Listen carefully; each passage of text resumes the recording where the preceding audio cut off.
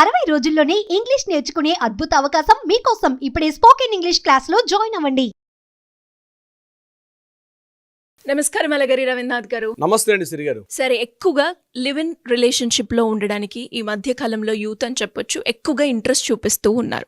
ఆ ప్రాసెస్లో అంటే కొన్ని రోజుల పాటు చాలా హ్యాపీగా ఉండి చిన్న చిన్న గొడవలైనా లేదు అంటే ఒకరి మీద ఒకరికి అంటే వేరే అభిప్రాయాలు రావడం వల్ల మళ్ళీ మేము డివోర్స్ తీసుకోవాలి అంటే అసలు లివ్ ఇన్ రిలేషన్షిప్లో ఉన్న వాళ్ళకి డివోర్స్ వర్తిస్తుందా? లీగల్ పరంగా వెళ్ళాలి అంటే ఎలా ఉంటుంది ప్రొసీజర్? లివ్ ఇన్ రిలేషన్షిప్ అనేది మన భారతదేశంలో కొన్ని రాష్ట్రాలు రకరకాలుగా దీన్ని అమలుపరుస్తూ ఉన్నారు. దేశవ్యాప్తంగా ప్రత్యేకంగా దీనికంటే ఒక చట్టం అంటూ లేదు ఇప్పటి వరకు. అయితే కొన్ని రాష్ట్రాల హైకోర్టులు అదేవిధంగా సుప్రీంకోర్టు ఇచ్చినటువంటి తీర్పులకు అనుగుణంగా కొన్ని రాష్ట్రాల్లో దీన్ని కొంతవరకు ఒక చట్ట ప్రాతిపాదికగా ఉన్నట్టుగా కనిపిస్తూ ఉంటుంది. ముఖ్యంగా రాజస్థాన్, పంజాబ్, హర్యానా, యూపీ, వెస్ట్ బెంగాల్, అదేవిధంగా బీహార్, మన సౌత్కి వచ్చినట్లయితే తమిళనాడు, కేరళ, దీని మీద కొన్ని హైకోర్టులు మాత్రం ప్రత్యేకంగా కొన్ని తీర్పులు అయితే ఇవ్వడం జరిగింది. ఆంధ్రప్రదేశ్, మన తెలంగాణలో కూడా దీనికి సంబంధించిన కొన్ని తీర్పులు కూడా ఇవ్వడం జరిగింది. అంటే లివ్ ఇన్ రిలేషన్షిప్లో ఉన్నటువంటి భాగస్వాములు పార్ట్నర్స్ ఎవరైతే ఉంటారో ఆ పార్ట్నర్స్కి కొన్ని ప్రత్యేక హక్కులు అయితే ఉంటాయి. ముఖ్యంగా నేను చెప్పేది స్త్రీల వైపు మనం మాట్లాడుకున్నట్లయితే లివ్ ఇన్ రిలేషన్షిప్లో ఎంటర్ అయిన తర్వాత మ్యారేజ్ చేసుకున్నటువంటి వైఫ్కి ఎన్ని రకాలైనటువంటి హక్కులు అయితే ఉంటాయో అన్ని రకాలుగా ఇంచుమించుగా హక్కులు కూడా ఉండే అవకాశం కూడా ఉంటుంది. అంటే లివ్ ఇన్ రిలేషన్షిప్ రెండు రకాలుగా ఉంటుంది. కొన్ని షార్ట్ లివ్ ఇన్ రిలేషన్షిప్స్ ఉంటాయి, కొన్ని లాంగ్ టర్మ్ ఉంటాయి. షార్ట్ లెంగ్త్ అంటే ఏదో అవసరాలకు నిమిత్తం కలిసి ఉంటారు. అంటే ఒక చోట ఒక జాబ్ పోర్ట్ఫోలియో కోసం కావచ్చు, education purpose point of view కావచ్చు, లేకపోతే ఖర్చులు తగ్గించుకోవాలి, కలిసి ఉండడం వల్ల కొన్ని ఖర్చులు తగ్గించుకోవచ్చు. ఒక కోర్స్ చేయడానికి వస్తారు, కలిసి ఉంటారు. ఇప్పుడు మనం చూస్తున్నాం హైదరాబాద్, అమీర్పేట, లేకపోతే మాదాపూర్ ఏరియాలో పీజీ అకామిడేషన్స్ కనిపిస్తాయి. సో ఎడ్యుకేషన్ పర్పస్ వస్తారు. ఒక షార్ట్ లెంగ్త్ ఉంటుంది. సో వాళ్ళ మధ్య షార్ట్ పీరియడ్ లో మనకి ఇన్ని ఇయర్స్ అనే మనం ఉంటుందా సార్ చట్ట ప్రకారం? అసలు చట్టం అనే వర్డే రాదండి ఈ విషయంలో. ఏంటంటే చట్టం అనే వర్డ్ మనం ఎక్కడ వాడు, ఎందుకంటే దీని మీద ఎక్కడ ప్రత్యేకంగా యాక్ట్ లేదు కాబట్టి. ఇప్పుడు నేను చెప్పాను హైకోర్టు, సుప్రీంకోర్టు ఇచ్చిన తీర్పులకు అనుగుణంగా ఉంటారు. సో షార్ట్ లెంగ్త్లో ఉంటారు, కొద్ది రోజులు, ఒక 1 year 2 years ఏదో ఎడ్యుకేషన్ పర్పస్ వస్తారు. ఇక్కడ వాళ్ళ మధ్య ఒక వైవాహిక బంధం అనేది ఉండదు. ఎక్కడ కూడా ఒక ప్రేమ అనే బంధం ఉంటుంది, ఒక లవ్ అని చూపిస్తారు. మ్యారేజ్ చేసుకోవడానికి ఇష్టం లేకపోయి ఉండొచ్చు. ఇంకొకటి ఏంటంటే అసలు లవ్ ఉండదు, ఎటువంటి రిలేషన్ లేకుండా కేవలం ఫ్రెండ్షిప్ అనే దూరంతో కూడా కలిసి ఉండే ప్రయత్నం చేస్తారు. ఇలా రకరకాలుగా ఉండే కొన్ని pre marital live in relationships ఉంటాయి. అంటే మ్యారేజ్ చేసుకునే ముందే ఒకరినొకరు అర్థం చేసుకోవాలి, ఒకరి యొక్క భావోద్వేగాలు, ఒకరి యొక్క ఫీలింగ్స్, ఒకరి యొక్క అభిప్రాయాలు, ఒకరి యొక్క అభిరుచులు, ఇవన్నీ తెలుసుకోవడం కోసం కూడా ప్రీ మ్యారిటల్ లైఫ్లో అంటే బిఫోర్ మ్యారేజ్ కలిసి ఉండే ప్రయత్నం చేస్తారు. ఓకే, మనం బాగుంది, మన అభిరుచులు బాగున్నాయి అనుకున్నాడు, అప్పుడు మ్యారేజ్ సిస్టంలోకి వెళ్ళే ప్రయత్నాలు కూడా కొన్ని రకాలు చేస్తారు. ఇలా రకరకాల పారామీటర్స్ ఉంటాయి. కొంతమంది వృద్ధులు ఉంటారు, అంటే ఏజ్ అయిపోయిన పర్సన్స్. కొంతమంది అంటే వైఫ్ చనిపోవడం కానీ, లేకపోతే వైఫ్తో డివోర్స్ అయిపోయిన ఉన్నటువంటి వాళ్ళు, అదేవిధంగా హస్బెండ్ చనిపోవడం కానీ, హస్బెండ్తో డివోర్స్ ఉన్నటువంటి వాళ్ళు, అంటే ఏజ్డ్ పర్సన్స్ ఒక పర్పస్ కోసం, అంటే చివరి వయసులో మాకు ఒక తోడు కోసం కావాలనుకుంటారు. 55 ఏళ్ళు దాటిన తర్వాత ఒక పార్ట్నర్ తోడు ఉండాలి ఏదో ఒకటి. అంటే అక్కడ శారీరకంగా ఉన్నటువంటి రిలేషన్షిప్ ఉండదు, కేవలం ఏంటంటే ఒక తోడు ఉండాలి, ఒకరి ఫీలింగ్స్, ఒకరు ఎమోషన్స్ ఒకరు పంచుకునే ప్రయత్నం కోసం చెప్పి ఒక పార్ట్నర్ని కూడా తీసుకుంటారు. అలాగే వితంతువులు చేసుకునేది ఉంటుంది. అలాగే కొంతమంది వృద్ధులు, కొంతమంది డిజేబుల్డ్ అంటే ఫిజికల్ డిజేబుల్స్ ఉన్న వాళ్ళు కూడా ఒకరి అభిప్రాయాలు ఒకరు నచ్చి కూడా అది కూడా రిలేషన్షిప్ అవుతుంది. ఎంతసేపు మనం లివ్ ఇన్ రిలేషన్షిప్ అంటే ఒకే పారామీటర్లు ఆలోచించి ఒక ఏజ్డ్ పర్సన్స్ కలిసి ఉండడం కాదు, రకరకాలుగా ఉంటాయి ఇవన్నీ కూడా.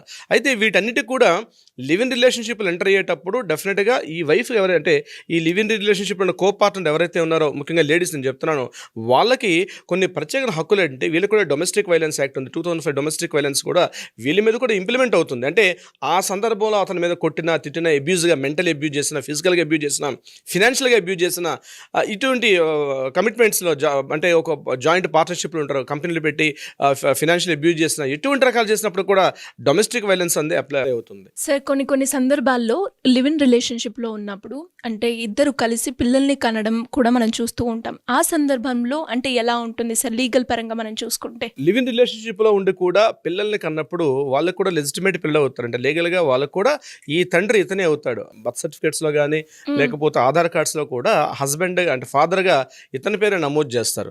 సో ఇక్కడ లివ్ ఇన్ రిలేషన్షిప్లో ఉండి కూడా పిల్లల్ని కంటే ఆ పిల్లలు ఆడపిల్లైనా మగపిల్లలైనా ఎవరైనా సరే వాళ్ళకు కూడా వారసత్వంగా ఉన్నటువంటి హక్కులన్నీ కూడా ఈ యొక్క వారసత్వ హక్కు చట్టం ప్రకారం మనకి ఏదైతే ఉందో 1956 వారసత్వ చట్టం ఉందో దాని ప్రకారంగా కూడా వీళ్ళకి కూడా సంక్రమించే అవకాశం కూడా ఉంటుంది. అట్ ద సేమ్ టైం అయితే వైఫ్కి మాత్రం అంత పెద్దగా అవకాశం ఉండదు, కానీ పిల్లలకి మాత్రం ఆ వారసత్వ హక్కు చట్టం ప్రకారం వాళ్ళకి కూడా లీగల్ హెయిర్ ఉంటుంది. వాళ్ళకి కూడా. సార్ మరి డివోర్స్ లివ్ ఇన్ రిలేషన్షిప్కి వర్తిస్తుందంటారా సార్? డివోర్స్ అనే పదం ఏంటంటే ఒక వైవాహిక బంధం, ఒక వివాహ బంధం ఉండాలి ఖచ్చితంగా. ఒక భార్యాభర్తలుగా ఒక సమాజం యాక్సెప్టెన్స్ ఇచ్చినటువంటి ఒక వివాహ బంధం ఉండేటప్పుడు డివోర్స్ అనే పదం వస్తుంది తప్పించి లివ్ ఇన్ రిలేషన్షిప్లో ఉండేటప్పుడు డివోర్స్ అన్న పదం ఉండదు. ఎందుకంటే వీళ్ళు లివ్ ఇన్ రిలేషన్షిప్లు ఉండేటప్పుడు ఎక్కడ కూడా ఒక యాక్ట్ ప్రకారం చట్టబద్ధంగా వాళ్ళకంటూ ఒక రిజిస్ట్రేషన్ ఫార్మ్ కానీ, అంటే ఒక రిజిస్ట్రేషన్ ఫార్మాలిటీ కానీ ఇటువంటి ప్రొసీజరింగ్స్ ఉండవు. కాబట్టి డివోర్స్ అనే పదం అయితే ఉండదు. కానీ రీసెంట్గా ఉత్తరాఖండ్ గవర్నమెంట్లో ఉన్నటువంటి సివిల్ ప్రొసీజర్ కోడ్ ఎప్పుడైతే తీసుకొచ్చారో అక్కడ ఉన్నటువంటి ఉత్తరాఖండ్ ప్రభుత్వం అక్కడ ఒక వాళ్ళు వెబ్సైట్ పెట్టి చాలా విషయాల్లో అంటే కులానికి మతానికి సంబంధం లేకుండా రిలేషన్షిప్లు ఉన్న వాళ్ళు కూడా ఒక ఎన్రోల్మెంట్ చేసుకునే అవకాశం కల్పించారు. ఒకవేళ ఉత్తరాఖండ్ సక్సెస్ఫుల్గా ఆ యొక్క స్టేట్ అంటే ప్రయోగాత్మకంగా చేశారు ఉత్తరాఖండ్.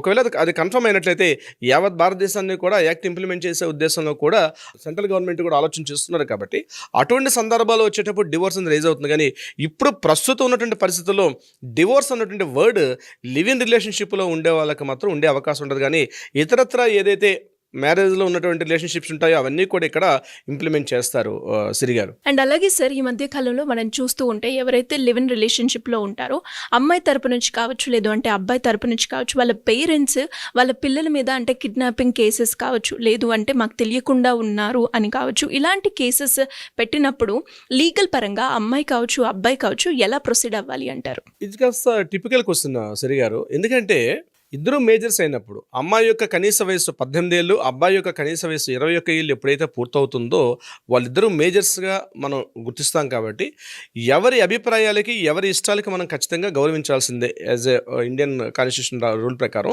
ప్రతి ఒక్క వ్యక్తి యొక్క రాజ్యాంగపరంగా జీవించే హక్కు ఆర్టికల్ 21 ప్రకారం ఉంటుంది దీంట్లో.